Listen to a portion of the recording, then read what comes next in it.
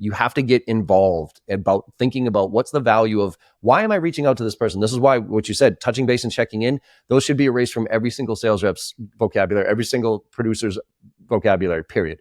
They should start every single conversation off with the reason for my call is.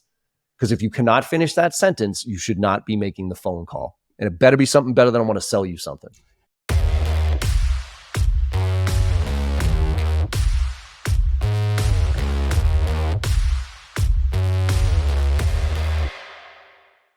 Hey everybody, welcome back to another episode of The Connected Advisor. I'm your host, Kyle Van Pelt, CEO and co-founder of Mile Marker. And today we have a special treat. It's one of these episodes that we like to do every so often, which is an expert from outside the industry who's going to come and help make your business better. So today I have with me John Barrows. John is the founder of JB Sales. He's somebody that I've actually followed for a long time in my career and who has helped me a ton with training, with content, with things that we've done on becoming a more professionalized salesperson. So we're going to have an incredible conversation today on what does it take to bring the Rainmaker back to the financial services profession? Because as some of the guests on our show have talked about in the past, that seems to be a little bit of a dying art and a dying breed. We're going to bring it back and revolutionize it. So John, thanks so much for taking time to join the show. Thanks for having me on, guys. I'm looking forward to the conversation. Absolutely. So yeah, we'll start just with that, John.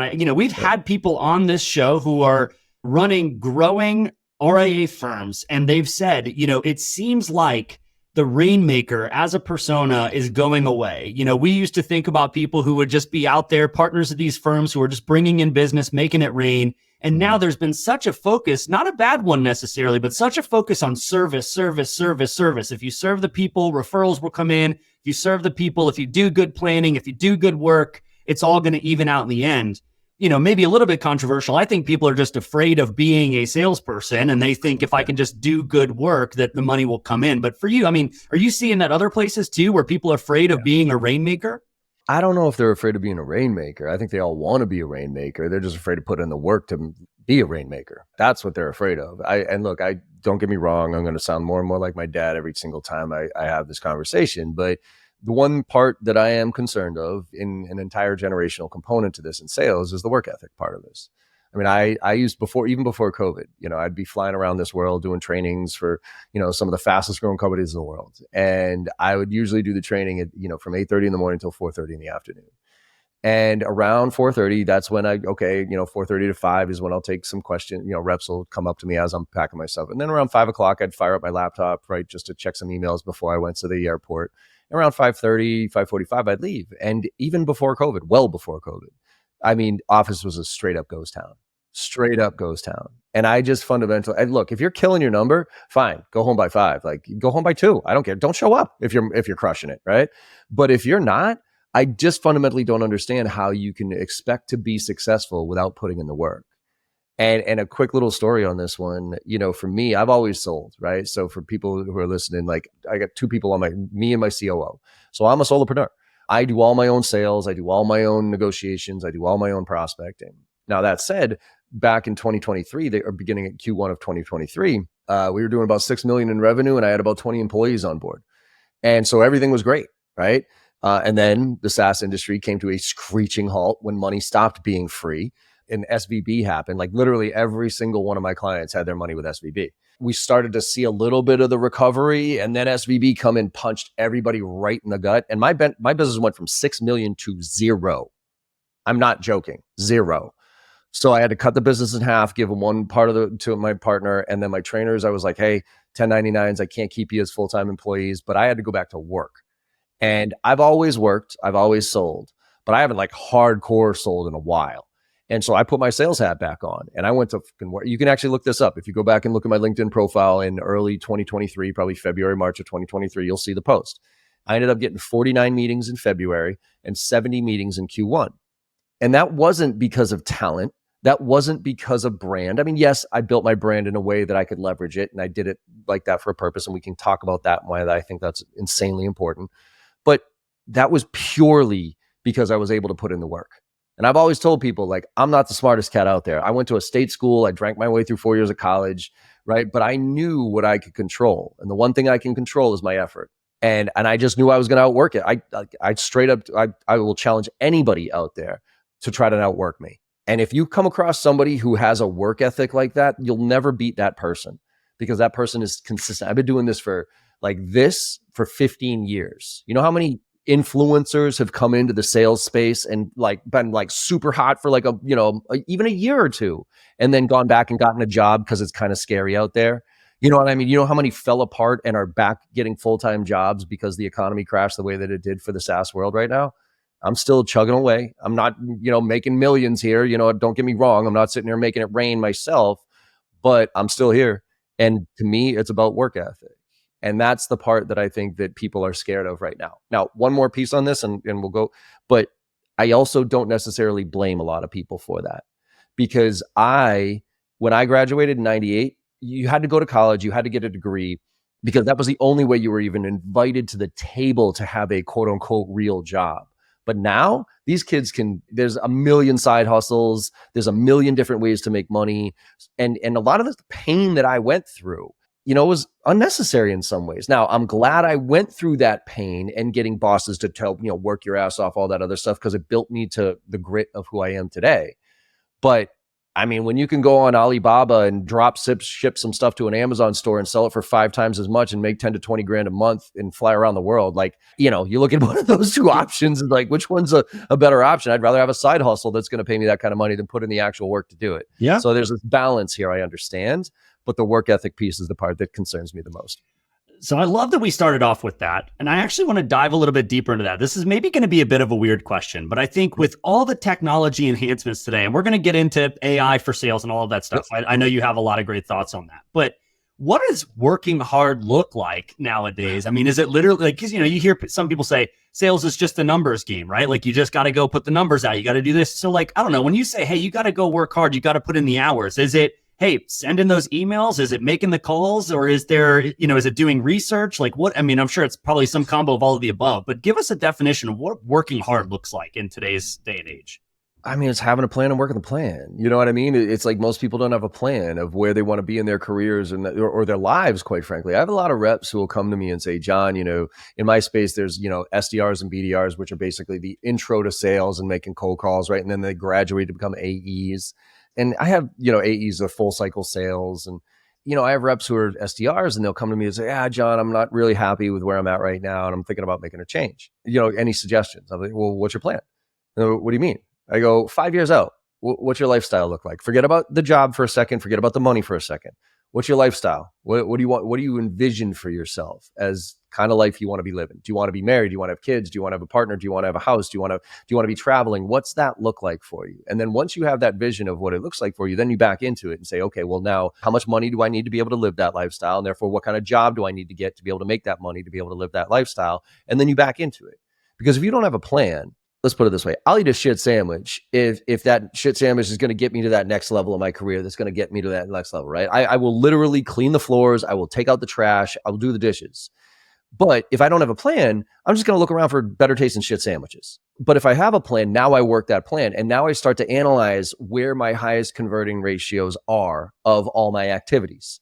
And in some industries, cold calling is still really a fruitful way because most people aren't on the phones anymore. Right? So maybe that is your angle. Maybe email, you're getting high conversion ratios on. Maybe networking events are the where you have to spend the most of your time. But if you start to panel this out, so here's what I suggest everybody look at is you have to know your equation. The first thing that we train everybody on in my training is know your sales equation. What's your number, right? So say you got to hit $1 million in revenue this year. Okay, cool. Well, what's your average deal size? Okay, cool. Well, therefore, how many deals that you need to get to be able to hit your number? Okay, great. Well, now what are your conversion ratios on the different channels? And the biggest thing you need to understand is how many meetings do you have to have on a monthly basis? Of those meetings, how many turn into proposals? Of those proposals, how many turn into closed business? And what's that average deal size? Once you identify the number of meetings that you need to get on a monthly basis, then you look at the channels of how you get those meetings. One of them is outbound, right? Cold call, email, whatever it is, cadences, whatever you want to use there. But that is cold outbound. That is one channel. Now in your space, which is the space that I spent a lot of my time in, because early days when my first company, Thrive Networks, we did outsourced IT support. We had no brand. We had no money. I was the VP of sales and marketing. I was the PR agency. I was everything. And we didn't have $1 to spend on any of that stuff. So guess what? I was a part of 3 networking groups every single week where I would get up and, Business Networking International is an easy one, right? So BNI, right? That was where I got my first intro to how to actually network, right? Givers Gain. And so there was 3 different groups that I was part of. So every morning I would wake up 6 o'clock in the morning. I would go to these BNIs at 7 o'clock in the morning, from 7 to 8 o'clock, 7 to 9 o'clock. Then I would go throughout the day and I would figure out, okay, where, like I would be in the field and I would be identifying my target audience and figuring out where I could go visit them. And then at night, I would be going to networking events every single night. And I would have a plan for each one of those channels. And I would measure each one of those channels. Like, hey, what was my conversion ratio for networking meetings versus cold calls? And I got down to be so scientific with my approach that I knew every channel and what it led. And then I would just put gasoline on each one of those. And I would have strategies around each one of those. People say you have to work smart. Yes, but not in lieu of working hard. Like, too many people are hacking their way to success. You hear all these, oh, here's a hack. Here's a growth hack. Here's a fuck your hack. Excuse me. Like, screw your hacks. Like, put in fucking work and then figure out the effort that it's going to take to be able to manage each one of those channels and then go. That's work ethic. It's not really that complicated. I love that. No, I really do. Cause I think I wanted to hear that soundbite from you. Cause I think I've heard you say that a little bit. And, a lot of people tell you got to work hard. And I think to the advisors and the firms listening to this, I would challenge all of you. You all know that you need to be calling the CPAs and you have to be calling the lawyers and your centers of influence and the people who can help drive business to you, in addition to just marketing to your potential clients. You all know that you're doing that. If I asked you how you would do it, you would say that you are. But do you actually have a plan, like John just said, to go out and systematically get new COIs, get new people who are sending you that business and being top of mind and staying top of mind? Or are you just hoping stuff shows up because you had lunch with them once or twice?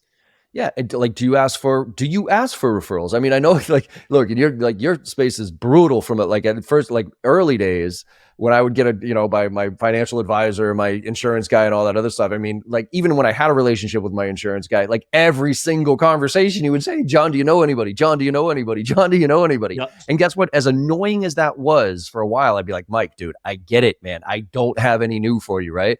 But guess what? Every time he would ask me, I'd be like, "You know what?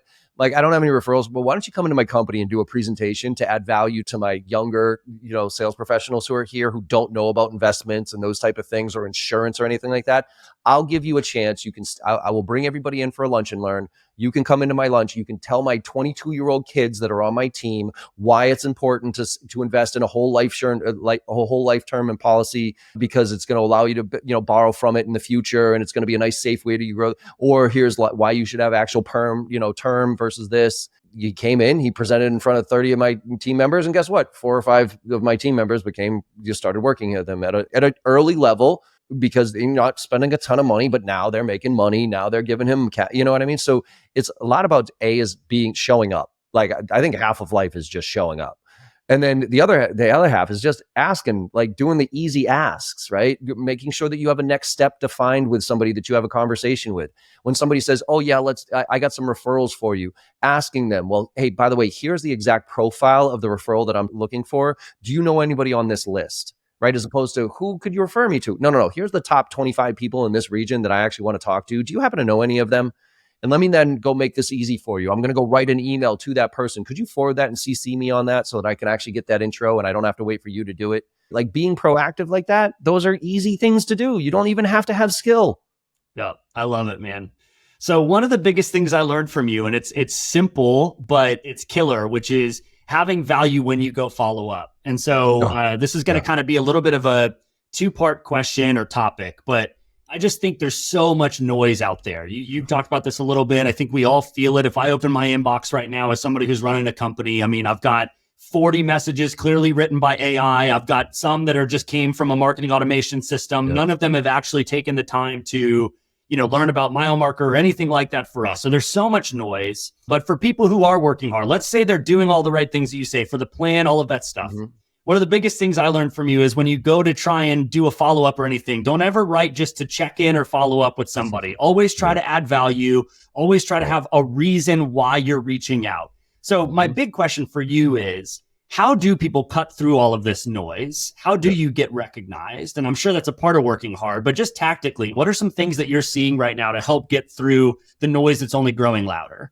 Yeah, I mean, again, it's what do I get value out of? I mean, I look at all my emails and everything that I look in my inbox or whatever it is. Is there anything of value in this? And 99% of the times is no. 99% of the time is how great you are and how wonderful you're, like, or you're just touching base to check in to see how I'm doing. And hopefully I have some stuff that I want to invest in you or I got a referral for you, but there's no purpose behind it, which is to me lazy outreach. And actually that does more harm to your brand than good, quite frankly. Because if all I get from you is touching base or checking in, or all I look at in my LinkedIn connect, say you and I are connected on LinkedIn, and every time I get something from you, it's a happy birthday, John. And it's a stupid happy birthday every single time for the past 5 years, but there's been no other engagement.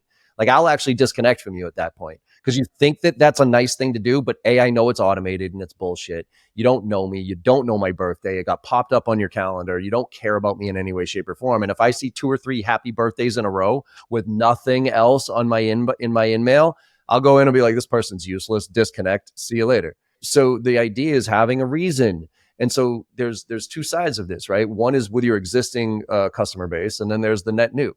Well, the existing customer base, you got to find out what they care about. Like, so I go through a process, whether it's through just a general quote unquote discovery on that first call or not, or just through the relationship. And it's, can you bring value to my life? Like, what's important to me outside of my investments here? Obviously, you and I are talking about making me more money and what my risk profile is and all that wonderful crap, right? But what else about my life? How old is my daughter right now? We're going into high school. We're looking at private high schools. I'm kind of interested in AI and some of the things, the impact that it's having on the financial world right now. And should I even need a stockbroker at this point? Because AI can actually choose stocks better than most stockbrokers can. And don't be afraid of that stuff, because the more you become a resource for me and get me to think about things that I haven't thought of before, the more I'm going to start paying attention. And I'll give you, I think, a story that'll help address this, right? So and this is very directly related to your world. So I had 2 providers, partners, if you will. One was on the insurance side of the house, worked for Northwestern Mutual, and the other was my stock guy, right? It's the guy, my investments, all my 401ks and everything else. Mike, my Northwest Mutual guy, I got it way earlier, right? I didn't have a lot of money, right? Whatever. But I got some whole life insurance, and he belonged to a golf course, and one of the nicest golf courses here in Massachusetts, okay? And at 23, 24, 25 years old, me playing golf at that golf course was value, because I usually couldn't afford to go to the golf course like that. And I couldn't even have access to it. So every year he'd call me up. Hey, John, you want to hit the links? Let's get together. Right. And what we would do is we'd get together. He'd talk about how much money I was making. We'd then go play golf or whatever it is. And at the end, he'd ask me for referrals and whatever. Right. And for a few years, that was great. But then I got to a point where I was like, I had a kid, and time becomes much more valuable when you have a kid. And so follow year comes. He's like, hey, John, you want to hit the links? And I said, why, Mike? He's like, oh, man, just touch base, check in, see how you've been. It's been, been a year. And I was like, okay. I was like, Mike, can I ask you something? 4 hours, right? It's about 5 hours or so. Are you going to add 5 hours of value to my life? Are you more important than my daughter? The answer to this one's an easy one. It's no. I go, so if you're going to bring 4 or 5 hours of value to my life, then I'll consider going playing golfing with you right now.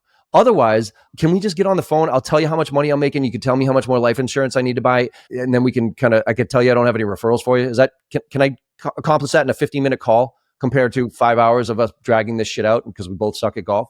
And it was kind of like this, whoa, like, holy shit. And what I was saying to him was like, Mike, what you're bringing to me isn't value anymore. Me, steak dinners and golf are a part of my life that was somewhat impressive to me. I can afford my own steak. I can afford my own golf courses at this point, and I need time back. So then he started asking, well, John, then he started getting engaged. Like, what do you care about? Like, well, this is what I'm trying to accomplish. And okay, cool.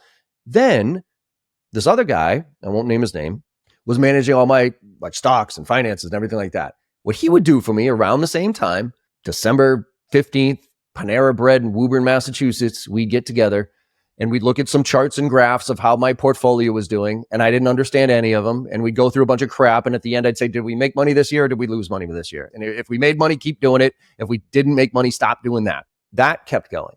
Now, Mike, on the other hand, Northwest Mutual, started giving me ideas about different things I could do with my portfolio, stuff that he couldn't do.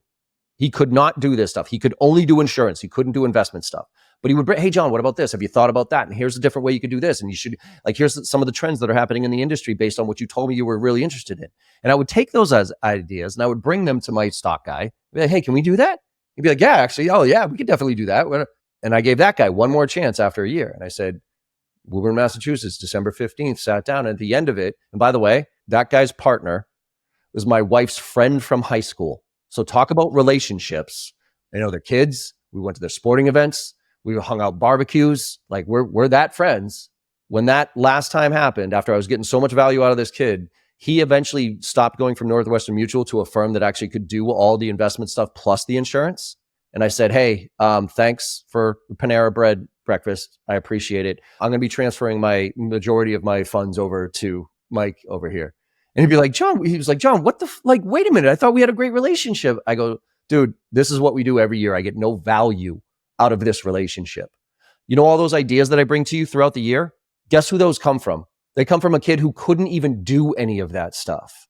And so I appreciate it, but I'm moving over here. So my point is that tactically, he started to really understand outside of what investments and what your stupid risk profile is, which anybody can check off a few boxes and tell me, who was I as a human? What were some of my bigger picture goals? What would my family care about? And what was value to me? And then he started feeding me that type of value. And I started seeing more in him than the other guy. So that's tactically, you have to get involved about thinking about what's the value of why am I reaching out to this person? This is why what you said, touching base and checking in, those should be erased from every single sales rep's vocabulary, every single producer's vocabulary, period. They should start every single conversation off with the reason for my call is. Because if you cannot finish that sentence, you should not be making the phone call. And it better be something better than I want to sell you something. Amen. Normally, I would kind of move on from here. I think for a lot of people who are maybe early in this space or just maybe starting out at a firm or something like that, what John just shared was incredible gold, because so many younger people, I think, struggle with the question of how do I add value to somebody who's already much higher value than me? And if you're starting your career in this space, that is like the age-old classic conundrum, which is how do I get somebody who's in their 50s or 60s to trust me, somebody in my 20s, maybe early 30s with their life savings, right? And how do I add value? What John just said is great. You have time and you have the ability to research things and provide ideas that they do not have time to do. So this is one of the reasons why I love to bring people who aren't in the industry on the calls. Because for all the advisors listening to this and the people growing firms, John just gave an incredible testimony of what it takes to add value to people like him. And you're all trying to figure out all the time, how do we help our clients better? How do we go beyond just talking about performance? Because it's interesting, that's one of the big conversations in the industry. We want to move the conversation beyond performance, but that's what the conversation is always centered around. And everybody knows, get to know your clients, get to know them. But what you're saying is people want ideas, they want to learn, they want to grow, and they don't want to figure it out themselves. So that was an incredible testimony for anybody who's just getting started, whether it's your own business or you're just getting started in the industry, how to add value for somebody beyond just, hey, have you seen this ETF or have you checked out this chart or something like that? Can I give you something super tactical that people can do? Yeah. You don't want to do just, hey, let me ask you 15 questions here so I can figure out what you care about, right? But come up with a laundry list of things that people could care about. It's like artificial intelligence and the impact it's having on the financial world, some of the certain trends that are happening in whatever their industry is, certain components of risk factor things, whatever it is, like just a laundry list. And you could do this at your firm. You could brainstorm a bunch of things that people, forget about clients, people care about, okay? Then figure out what those topics are and weave them into your conversations as far as hey, the next touching base and checking in call you have, whatever. Kyle, I was just curious, where are you on this AI stuff, man? I know you're 60 years old. You're on your way out. You're probably, retiring here. And we've talked about retiring here a few years, but kind of where are you on the holy shit AI is going to take over the world scenario? Are you on the we're all going to die or this is a joke versus I want to leverage this and okay, well, all right, good. And if you are, guess what? I'm going to go into my CRM. I actually have it in my CRM under the contact fields, a list of interests. It's called interests and they're checkboxes. And so I'll put AI in sales. I'll put discovery. I'll put, long-term growth, all these different checkboxes. And so every time I have a conversation with you, I'm peeling apart one extra thing that you might care about, right? So now I check off that box that Kyle cares about AI and the impact and how to leverage AI in their business, in their life. Okay, cool. Now I'm going to go use a product called Feedly, Feedly. Feedly, it's free. It's an RSS aggregator. So say there's 5 or 6 different sales blogs you like reading. Usually you have to go to 5 or 6 different sales websites to look at those blogs or get 5 or 6 different emails to hit your inbox, right? With Feedly, you can create a folder called sales blogs and dump all your sales blogs in there. So in the morning, when you're drinking your coffee, you open up that folder and you just see all the headlines of all the different sales blogs, right? And then you just kind of scan through and you see which ones you like. So now what I'm going to do is say AI in wealth management is a topic that your audience might be interested in. I'm then going to Google or go into ChatGPT and say, who are the thought leaders right now blogging and posting about AI in wealth management? I'm now going to go follow their content, and I'm going to create a folder called AI Wealth Management in Feedly. And I'm going to find the 5 thought leaders who are posting and sharing information about that. That's then going to go into that folder. Then in the morning, when I read an article, like when I drink my coffee, morning routine here, I'm going to drink my coffee, and that's going to be my newspaper. So instead of checking my fantasy leagues and getting all pissed off because I suck at fantasy, or checking the news and getting all depressed because nothing's nice, nothing's cool in the news, I'm going to be reading some of these things. And I'm going to find something. I'm going to say, oh, that's actually really interesting. Then I'm going to read that. And this is how you build your personal brand, by the way. You read that article, then you share that article with a little of your context. Hey, really interesting article here by XYZ person. Here's my takeaways. Post that on social. People get value out of that. Then I'm going to reach out. Hey, Kyle, because I'm tracking you in my CRM. Hey, Kyle, I'm going to run a quick little report. How many, tier 1 accounts do I have that fit this profile, that care about AI in wealth management? Maybe that's only a list of 5 or 6 of them. I'm going to send an individual email to each one of you. Hey, Kyle, remember we talked about a couple of months back where you said that AI and wealth management was something you were really interested in? Dude, I came across this article that absolutely blew my mind about how they're leveraging it in different tools. Thought you might get some value out of this. Not let's talk about it. Not let me sell you something. Just, hey, man, like we were talking about this. You said you were interested. That right there, just that little easy workflow right there will keep you staying top of mind with all your other and adding value and bringing that and get people to be like, holy shit, like this kid doesn't want to sell me stuff. This kid is genuinely remembering what I cared about and feeding me information, because you don't have to be the content creator. All you have to be is the content curator. This podcast is brought to you by Turncast. We make game-changing content for fintech and financial services companies. Learn more at turncast.com. It's so good. And you also get anchored to value that way too. And what I also love about that, just to double click on some of the tactic there, is, to your clients, it seems like, man, this person is always out looking for information for me, which is true. It's not a lie. But if you only have, call it 9 checkboxes like you're talking about, right? You're systematically finding things in those 9 checkboxes, and you're making your world smaller so that you can serve the people who care about that. And one of the characteristics of the fastest growing firms in our space is they do have a niche, right? So they might start out broad, and this is most businesses, but like there's a guy in our space called Michael Kitsis. He's an expert on a lot of this, but he shares about one of the fastest growing financial advisors only serves professional bass fishermen. Like that's his niche, right? Nice. It's like, I don't work with anybody other than if you make your money by being a bass fisherman, right?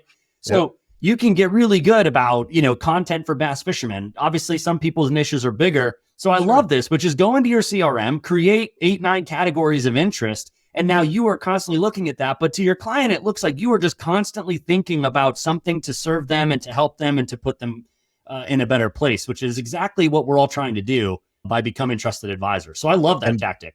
And by the way, just as a cherry on top of that, ideally, it actually doesn't come from your firm, because that feels self-serving. Like when your marketing department puts out this report of how you should be investing and blah, blah, blah, blah, blah. It's like, okay, yep, great. But if you can go grab even a competitor, if you're following your competitors and they put out good content, share it with somebody. Because guess what? You get the credit. Say I write a blog post, right? And you're following me. So you read my blog post and you like it. So then you share it out there. Hey, really interesting blog post by John here. Here are my key takeaways, blah, blah, blah, right? Now, somebody you're connected to reads my blog because you shared it and they get value out of it, but they're not connected to me. Who do they thank? Who do they say thank you to? To you. I might get another follower. I might get somebody to say, oh, I like John's voice here, but they don't say thanks, John, for writing the article. They say thanks, John, for sharing the article. Or they say thanks, Kyle, for sharing the article. So you get all the credit. I did all the work. So if you look at it, especially the young kids out there thinking about how do I add value to these seniors, and people who've been there, done that, know this world more than me, don't think that you're the thought leader. Don't pretend like you're a thought leader. You have no idea what you're fucking talking about at 22, 23, 24 years old. You just don't. Sorry. You don't have enough experience to talk about right?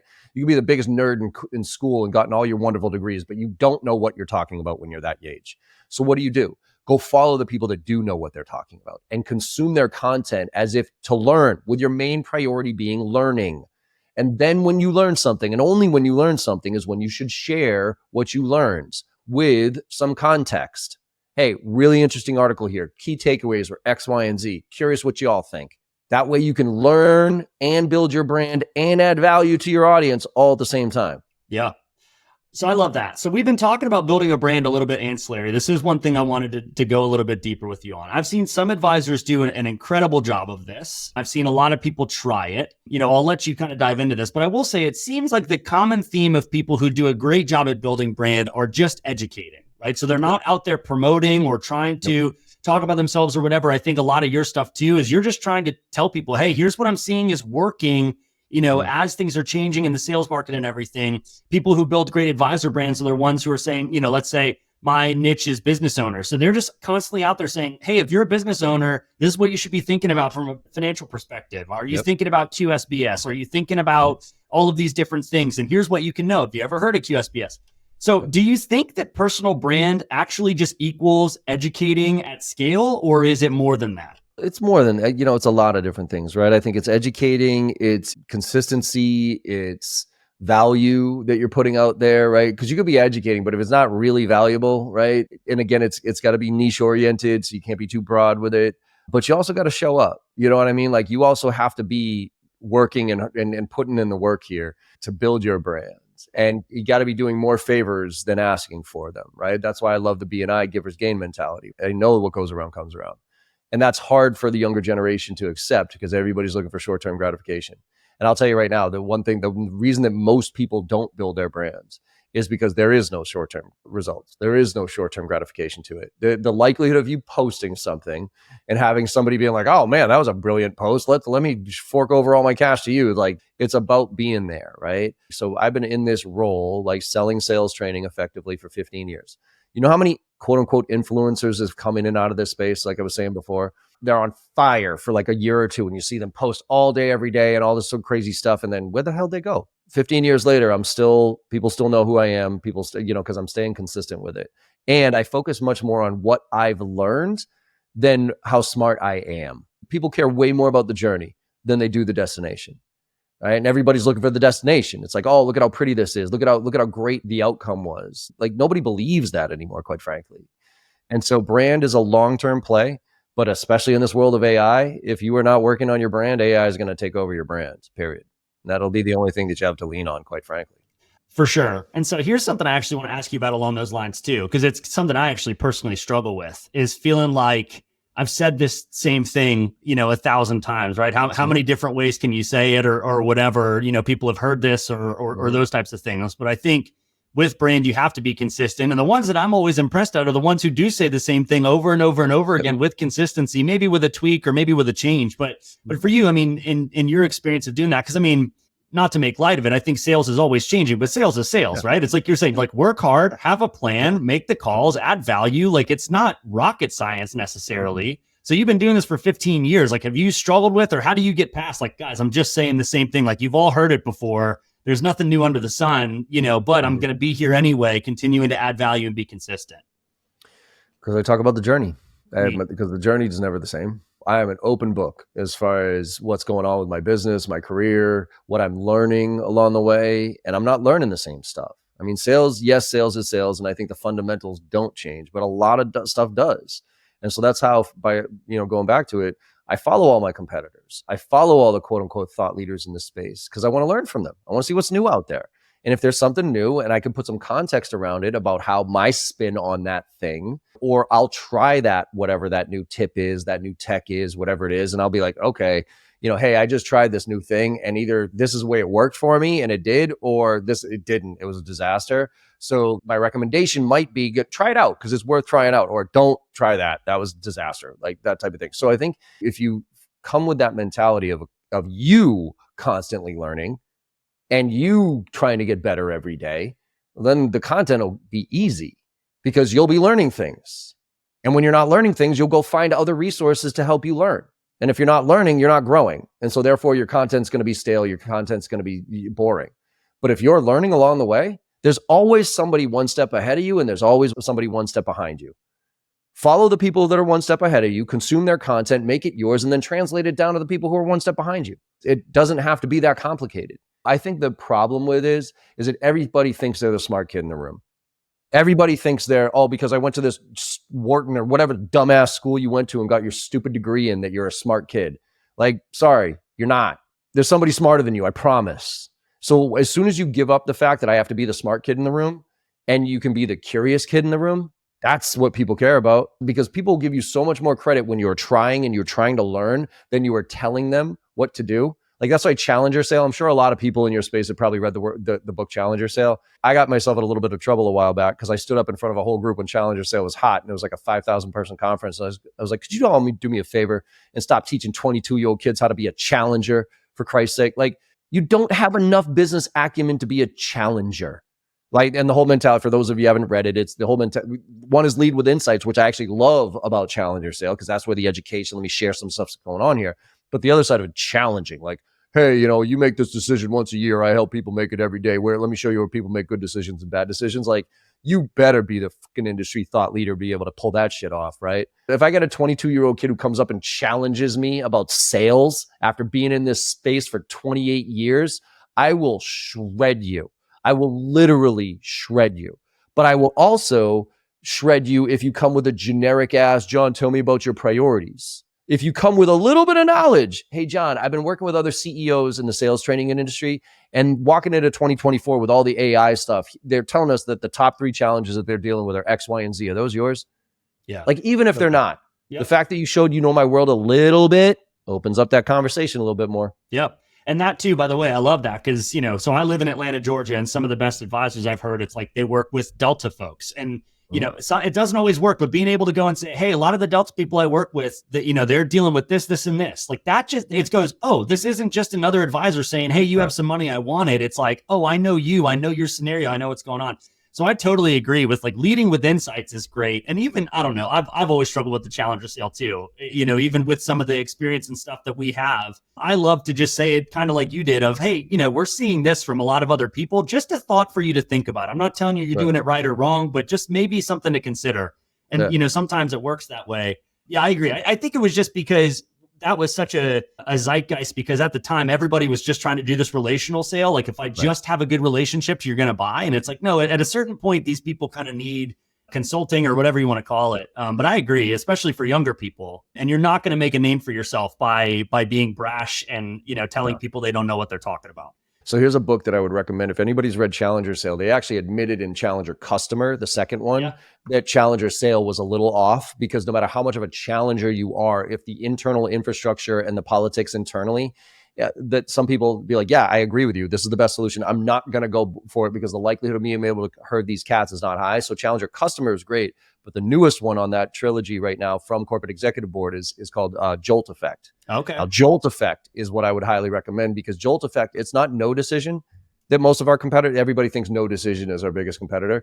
It's actually indecision, because there's too much risk right now. Things are moving too fast. There's too many options for people. We've been taught in sales, like, hey, paint the beautiful picture of how great they're going to be, when they're going to be able to retire early, if they do all this wonderful stuff. Like, nobody believes that anymore. Nobody gets fired for not making a decision. People get fired for making bad decisions. True. Yeah. And so the risk factor of me taking my money and giving it to somebody else is a massive risk. So even if I'm not overly thrilled with my existing advisor, if I look at yours and yours might be better, great, okay, fan. But the risk of me making that transition is too high, man, I'll stick with the devil I know all day long. Yeah. I would say that's even compounded too, because, a lot of people say they're so busy today, which I think they are. I don't want to take that away from people. But I also think we spend so much time consuming so much content that it makes us mentally overwhelmed, which makes us feel busier than we are, which then makes it even harder to make decisions, because it's like, that's just another thing that's going to get onto my plate, and I'm already so overwhelmed and there's so much. And so being able to cut through that and create that jolt, that's the first time I've heard about that. So I actually just ordered it while we were sitting here talking. I'm gonna read highly it. recommend it. We're kind of coming to the close of our time here. I've got 2 more things I want to talk about. One is we do a little lightning round session at the end called Mile Marker Minute. We'll get to that in a second. But we've touched on AI a little bit. Some of your content, things I've seen. You are pro AI. You've never been pro mass automated, scale, don't add value. And I think in our industry, there's a lot of conversation saying it's going to help augment the advisor. It's not going to replace the advisor. And a mutual friend of ours, Kyle Porter, always said that about sales too. Technology is going to help make really professional, great salespeople excellent, but it's not going to replace salespeople. I think It's those going to replace average salespeople. it could replace average salespeople. So I think, for you, as you sit and you look at all of this stuff. So a lot of advisors are looking at AI for maybe planning or for portfolio construction or all these things. But from a sales and marketing perspective, other than just, hey, I can help you create even more generic, crappy content, like that's one thing that's driving me crazy right now is you can immediately tell an article or something written by ChatGPT and it's like an immediate discard. But for you, where you're sitting, like you're excited about AI, you're talking about it, you're showing people how to use it, these types of things, but you've never been for mass blast, be lazy with it. So how do you work hard with AI is probably my question. Yeah, I mean, you mentioned the perfect word, augmentation, not automation. If you're looking to automate, then get out of this. Like you're automating yourself. Good for you. Congratulations. But if you're looking to augment, and everybody's chasing the front end of the funnel stuff on AI, I think that's a fool's errand. Like cut it out. Quality over quantity all day long. Let your newsletter speak to that crap if you want to do mass. Like create a newsletter, put some value in there, and let that be your mass blast type of crap, because at least there'll be some value in that, and people expect it out of a newsletter. But when it comes to like direct outreach and those type of things, quality all day long over quantity, right? Do some homework, look at their LinkedIn profile, look at where they work, try to understand what industry they're in and those type of things. And that's where AI can be just a superpower.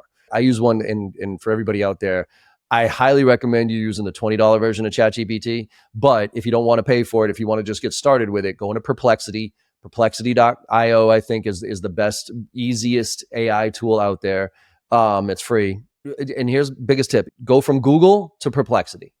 Just stop using Google and start using Perplexity, and start asking yourself, hey, how can I get value out of this? Basically, like it's the biggest co-pilot you could possibly imagine with the smartest brain. You just got to give it direction.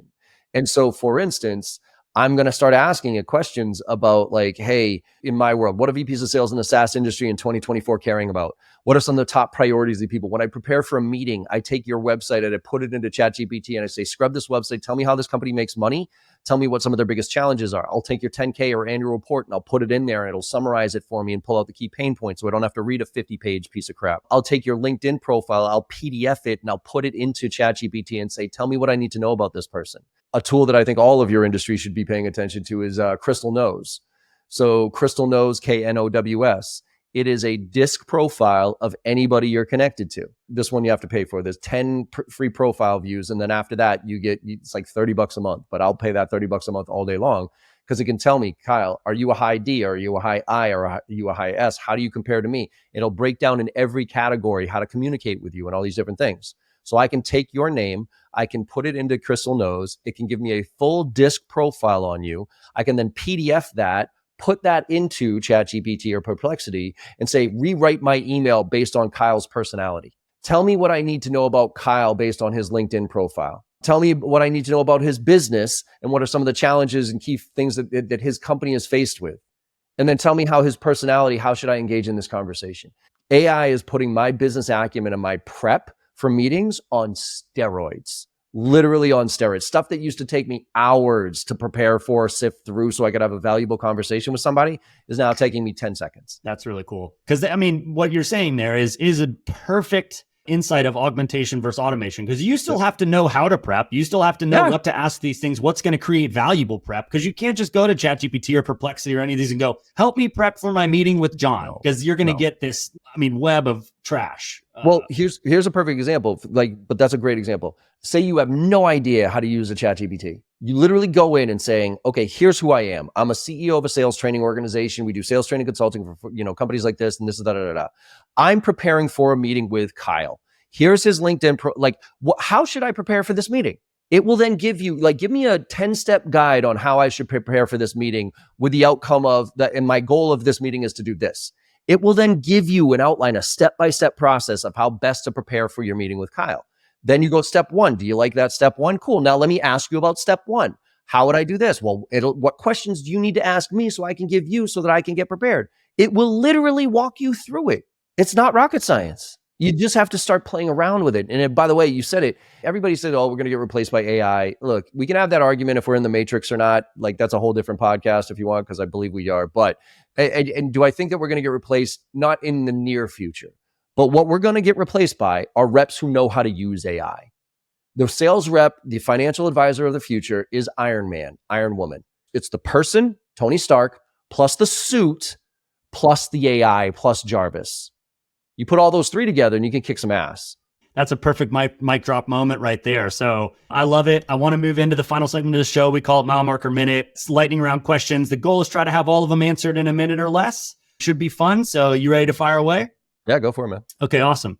My first question for you, if you were not in sales training, I know everybody's in sales, but if you weren't doing what you're doing, what other career do you think that you would have pursued? I was going to be an artist, my first major in college. That was probably the one that got me. So probably marketing, I would say, because that's what I got my degree in. Yeah. But I just didn't like it at the time. I wouldn't mind going back to marketing now, knowing what I know. But sales I'm true and through on that one.